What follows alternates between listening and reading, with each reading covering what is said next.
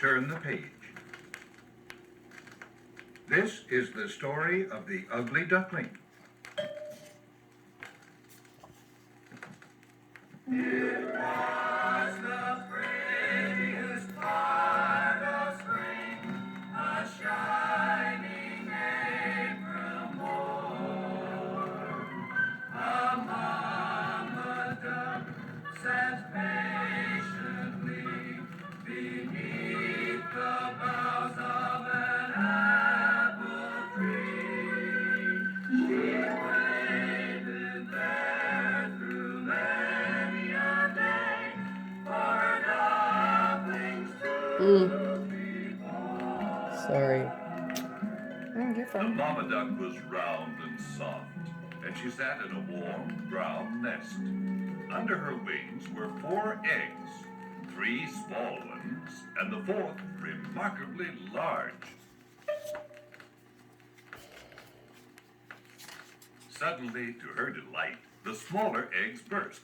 1, 2, 3, and 3 charming baby ducks popped their heads out. They looked around them with amazement and said to their mama, How wide the world seems, "How high is the sky? The trees are so green. green's good for the eye. You'll find much for wonder, Beep, beep, beep, and joys without number. beep, beep, beep. The meadow is endless, This air is so clear. The pond is tremendous. there's nothing to fear. My dears, how nice you're all here.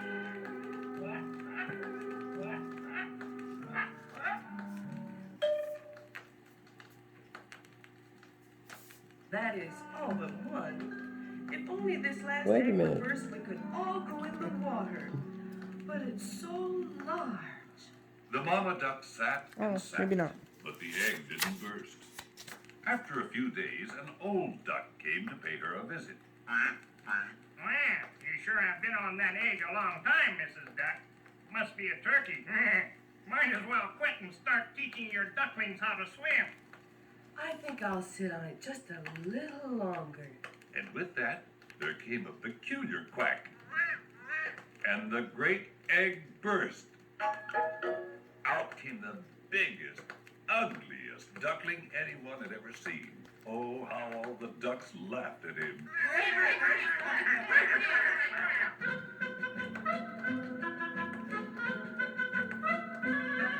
You never learned how to swim. We're ashamed to be his kin. He's so big and gray, the color of clay. Oh, who was him? Perhaps he is a turkey chick, but he'll go in the water even if I have to push him in myself. Really, though, he swam as well as any of them, and sang as well, too. It's lovely to swim, to skim over ripple, to dive for a nibble of bread. It's lovely to slide, to glide on the water, or let it close over your head.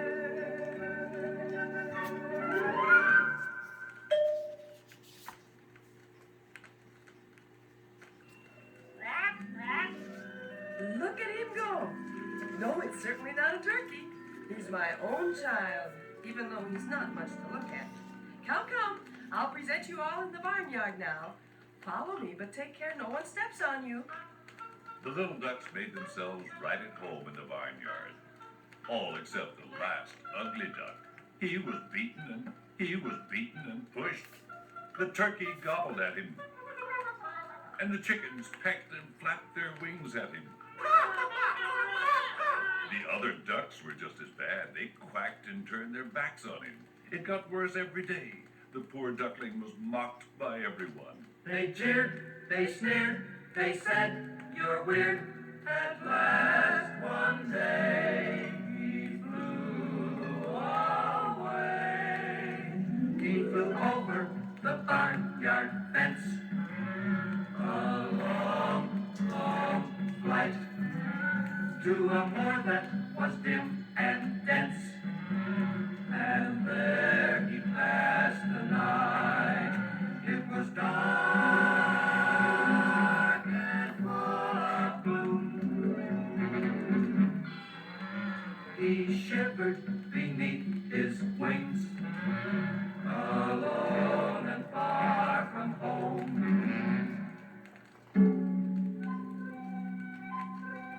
In the morning, 2 wild ducks flew up. They looked at the duckling.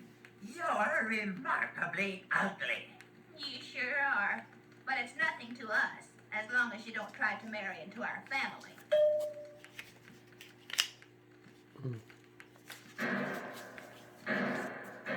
The wild ducks fell dead.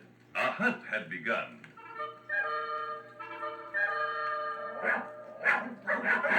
The hunting dogs came rushing into the swamp. Suddenly, a huge, frightful dog stopped right by the duckling, his tongue hanging out of his mouth. He showed his teeth. And then he raced on without even touching the duckling. Thank goodness. I'm a terribly ugly duck, and occasionally that's my luck. Not even a dog in this dreadful book wants to take a bite, 'cause I'm such a sight. So it's plain to see no one wants me, an ugly duck.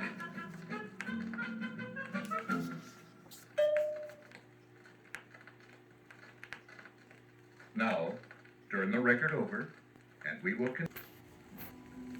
Hours later, all was quiet, and the duckling hurried off the moor as fast as he could. He went a long way without meeting anyone, but at last he came to an old hut, so dilapidated it didn't know itself which way it should fall. Cold and frightened, the duckling slipped through a crack into the room. Here there lived a cranky woman with her cat and her hen. They were very proud. But the woman, thinking that the duckling might lay eggs for her just the way the hen did, said he could stay for a while.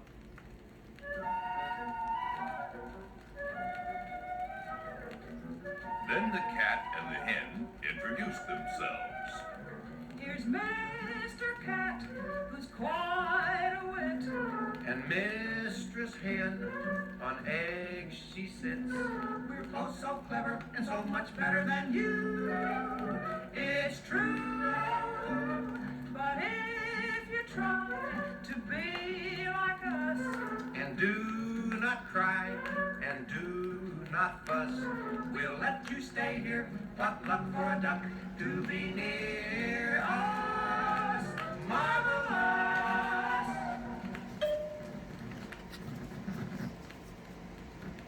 Indeed, these two thought they were half the world, and much the better half.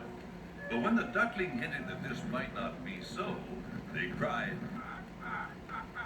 Can you lay eggs? No, And you arch your back or purr? no. Then will you hold your tongue when clever folks are speaking? Then the duckling sat in a corner. And when he felt the warm sunshine stream in the window, he began to dream aloud. It's lovely to swim, to skim over ripple, to dive for a nibble of bread. Why should you dive? Who wants to swim? You certainly have stupid whims. Just stretch your legs Or lay some eggs like me. like me. Like us. Marvelous.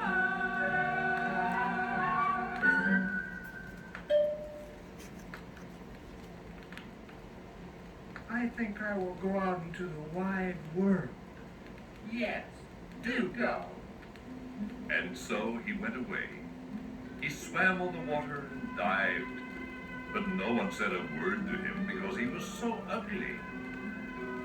Then one night he heard a peculiar cry and saw above him a flock of great white birds, swans. They mounted so high, the duckling felt a strange longing for them. Such birds, such birds. I never have seen such beautiful birds. They dip, they soar. I never have seen such beautiful birds before.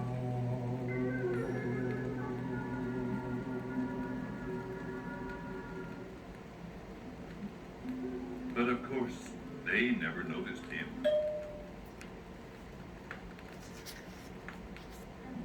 And now came the winter. It was bitterly cold. The duckling had to swim about constantly to keep part of the water free of ice. But every night the space he swam in became smaller and smaller. At last he was exhausted and lay still and froze fast in the ice. In the morning, a peasant came by. He cracked the ice crust to pieces and carried the duckling home. In the warm room, the duckling came to. But when the peasant's children tried to play with him, the duckling was afraid he would be hurt again and flew wildly around the room. The children tried to catch him. He spilt the milk, upset the bread, And knocked the pillows off the bed. the butter tub crashed to the floor. Frantic, he fluttered out the door.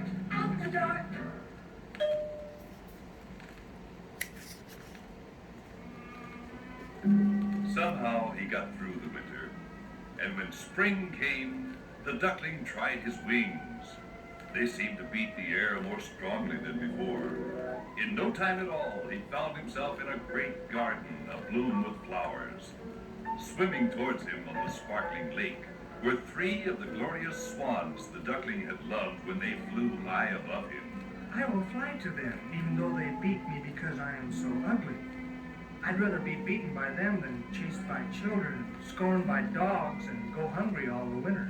Onto the water he flew and bent his head toward the birds. Then, what did he see reflected in the water? Not a duck, gray and ugly, but a swan.